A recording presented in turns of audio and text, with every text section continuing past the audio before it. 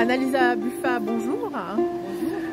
Merci de m'accorder cette petite interview. Donc, vous venez de donner votre conférence plénière à cette ECM de Séville et vous nous avez parlé donc de l'impact en fait de la simplification géométrique sur la résolution des EDP, les simulations numériques.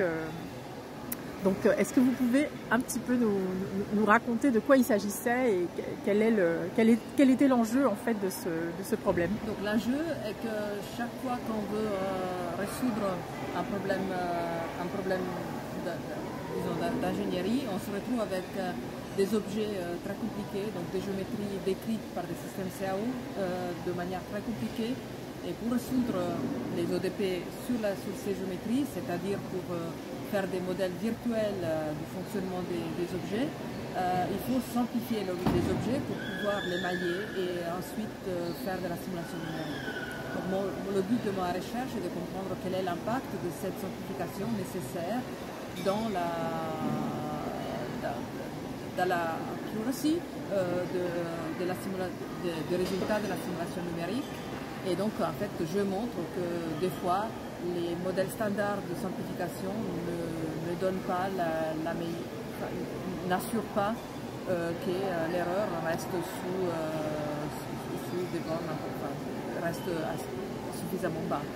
Donc, il faut absolument pouvoir prendre en compte des détails de la géométrie qui sont en principe jetés par des considérations géométriques, mais qui en fait comptent beaucoup après sur la simulation. Donc ces résultats que vous avez exposés aujourd'hui, est-ce que ce sont des recherches actuelles, c'est ce sur quoi vous travaillez en ce moment, ou est-ce que ce sont des résultats Alors c'est une activité de recherche que j'ai commencée il y a peut-être 3 ou 4 ans, et je continue à travailler sur ça. Il y a de l'intérêt, je vois, dans différentes communautés, donc c'est quelque chose sur lequel je continue à travailler avec mes étudiants, avec mon groupe. Donc l'exemple virtuel que vous avez montré à travers votre exposé venait de l'industrie, enfin en tout cas ça ressemblait à un objet industriel. De manière générale, ces questions ont des applications dans quel domaine? Alors en général, aujourd'hui, les systèmes CAO, donc les systèmes de Geometric Modeling, viennent avec des outils de simulation numérique et en fait, donc, ils ont à leur intérieur des modules de simplification géométrique. Et c'est eux qui sont intéressés à comprendre s'ils peuvent modifier le module de simplification géométrique afin de pouvoir améliorer la qualité des solutions qu'ils calculent. Et justement, dans votre processus de travail, est-ce que vous êtes en dialogue constant avec des ingénieurs? Est-ce que les questions viennent plutôt des ingénieurs ou est-ce que vous suivez un peu votre intuition théorique et vos envies en fait aussi? Je fais les deux en fait.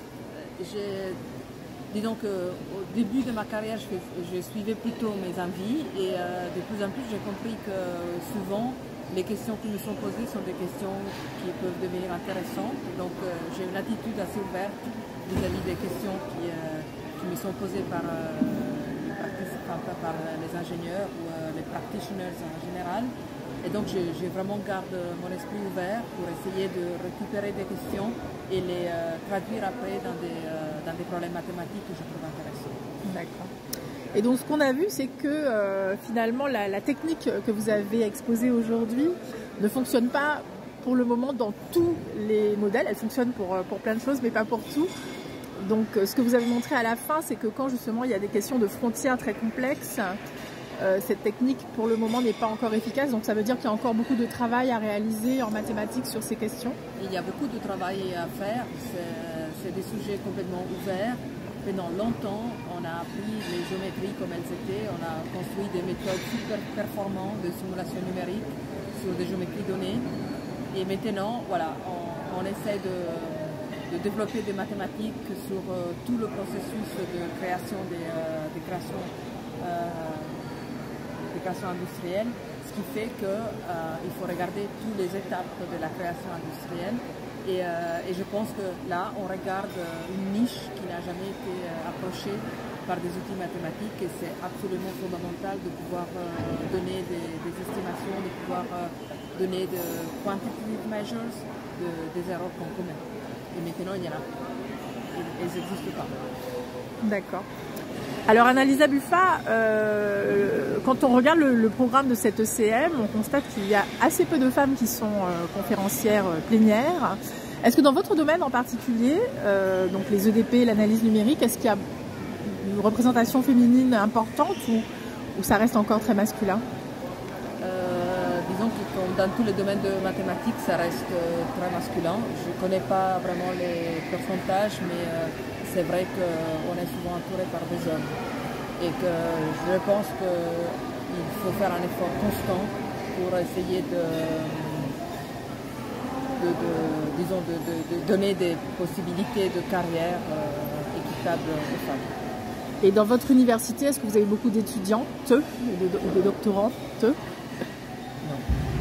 Non, mais par contre notre effort vers le soutien des étudiantes et des doctorantes est très grand. Donc on met vraiment en place tout ce qu'on peut pour donner du support, pour motiver les femmes à faire des études STEM, faire des études scientifiques, des sciences exactes en particulier. C'est des études compliquées pour lesquelles il faut avoir beaucoup de confiance en soi. Et c'est là peut-être qu'il faut supporter les femmes plus que les autres.